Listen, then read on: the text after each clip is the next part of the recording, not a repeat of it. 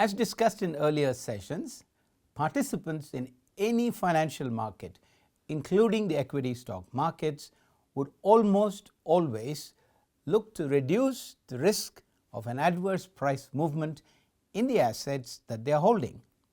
For example, if you own 1,000 equity shares of company A, which you purchased at say 500 CCU per share, let's say a month ago, there is an even probability that going forward the stock price might move above 500 CCU or below 500 CCU.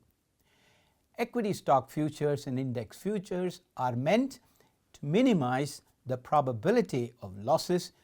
In other words, hedge against such potential losses, even if it means reduction in potential profits. Please recall that all equity stocks carry systematic risk and unsystematic risk. Components that make up systematic risks are applicable to equity stocks of all firms that are listed in that market. These include macroeconomic factors like rising inflation, interest rates, higher fiscal deficit, and factors such as political instability, reduction in GDP growth, etc. We will look at hedging against systematic risks later on.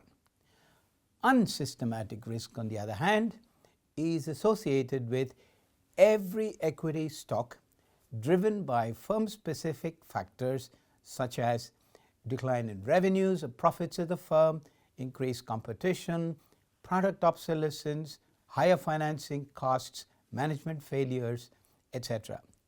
Please note that these are company-specific risks and hence called unsystematic risk or idiosyncratic risk.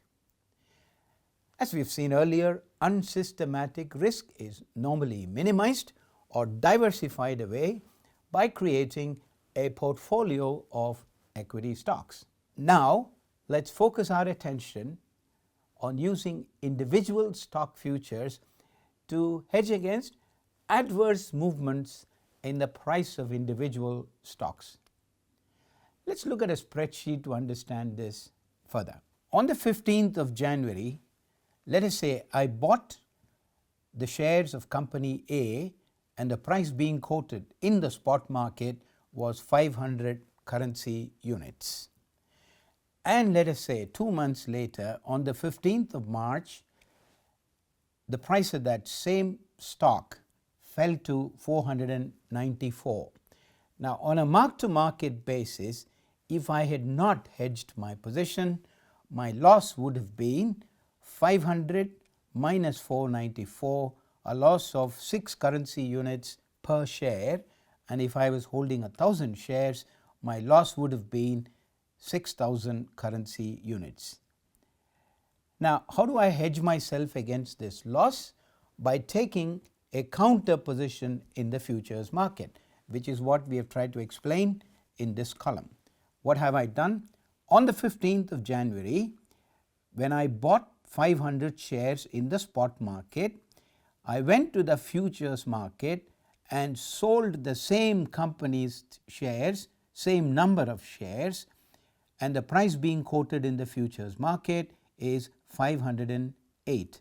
Now, these futures would settle, let us say, on the 31st of March of that year, and I just sit tight.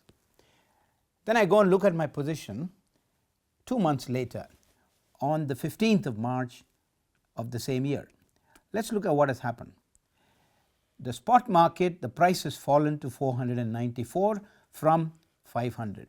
Therefore, in the futures market as well, the price has fallen from 508 to 500. In the futures market, in January, I sold at a 508, and on the 15th of March, I bought the same stock at 500. So I bought it at 500, I sold it at 508, so I'm sitting on a profit of 8 currency units per share. And the number of shares, the same number as I traded in the spot market, and my profit therefore is 8 into 1000, which is 8,000.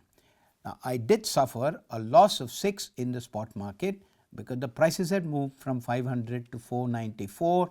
So I made a loss of 6 per share, 1000 shares.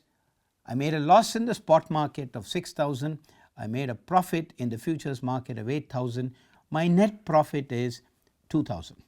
Now suppose the prices had moved the other way. In other words, between the 15th of January and the 15th of March, the prices has gone up from 500 to 508 in the spot market and from 508 to 515 in the futures market, unlike in the previous case where it had gone down from 500 to 494 and from 508 to 500.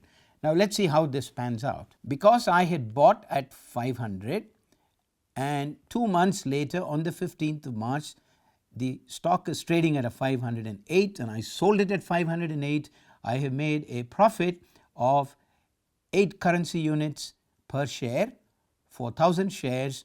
My total profit is 8,000 currency units. On the other hand, my position in the futures market this time would book a loss because I sold at 508.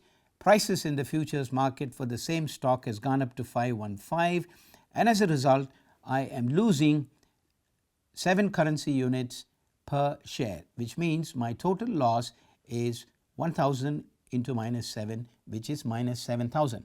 In other words, my net profit is 8,000 minus 7,000, which is 1,000 currency units. If I had not hedged my position in scenario 1, when the prices moved downwards, I would have booked a loss of 6,000 currency units on my position of 1,000 shares of that company.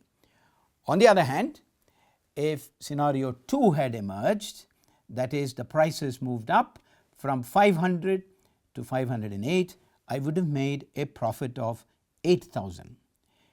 Now if you reflect on this spreadsheet, you will find without hedging I could have made a loss of 6,000 or a profit of 8,000. However, with hedging through the futures market, my worst case profit would be 1,000 and my best case profit would be 2,000. In other words, under either circumstance I am not making a loss, unlike in the case where if I had not hedged I would have made a loss of 6,000, or if the markets had moved in my favor I would have booked a bigger profit of 8,000.